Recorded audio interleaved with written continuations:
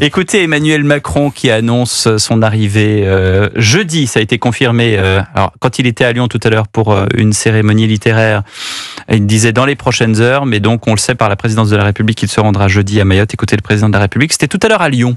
Au moment où nous nous réjouissons ici à Lyon de cette académie, nos compatriotes vivent le pire à quelques milliers de kilomètres et je me rendrai à leur côté dans quelques heures à Mayotte. Évidemment, je veux ici saluer la réactivité de tous les services de l'État et des forces territoriales aux côtés de la population. Est-ce que c'est une contrainte, comme on dit ? Tout à l'heure, on parlait d'élasticité. Est-ce que c'est une contrainte de calendrier, comme on dit à l'Élysée, ou est-ce que, il n'aurait pas pu y aller avant, Emmanuel Macron, plutôt d'annoncer son déplacement, Gilles Boutin ou Victor Hérault ?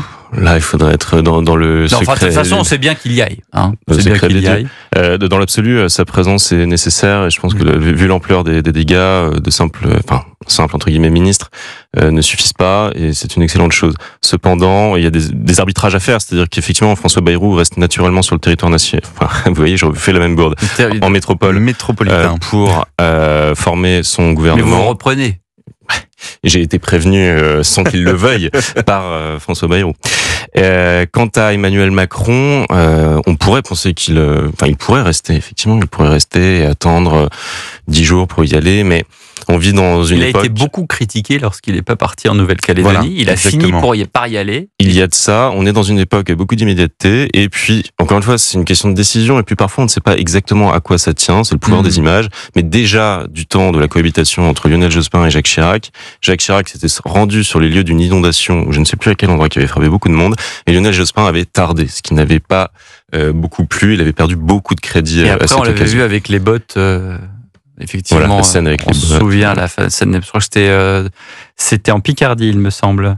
Voilà. Ça, on a complété. Victor Hérault, alors il y va, mais il a été très critiqué, Emmanuel Macron, d'avoir tardé d'aller à Nouméa et surtout d'être resté une demi-journée, je crois, dans ma mémoire. Et finalement, la situation, quand vous interrogez les élus de Nouvelle-Calédonie aujourd'hui, ça reste un de ces territoires oubliés. Territoire français oublié de la même façon que, et on l'a entendu tout à l'heure avec le témoignage, et on le remercie, du député LFI Perceval Gaillard qui était avec nous tout à l'heure en première heure.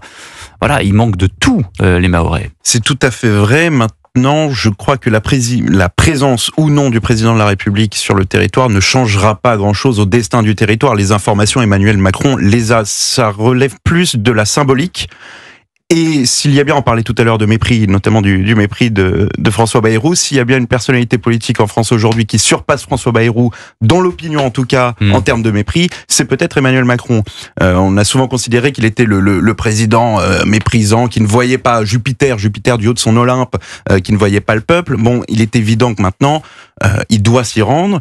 J'ai vu même des gens sur les réseaux sociaux critiquer son départ là-bas en disant oui, mais les infrastructures là-bas ne sont pas prêtes et ça va créer du désordre. Son arrivée va créer du désordre. Bon, qu'il y aille, on le critique. Qu'il n'y aille pas, on le critique également. Je trouve ces procès d'intention un peu durs avec le président. Il est évident qu'il faut qu'il y aille. Maintenant, si votre question porte sur le timing, c'est-à-dire il aurait dû y aller tout de suite et peut-être, ou alors ne pas annoncer son... Je comprends pas exactement le reproche qu'il lui est fait.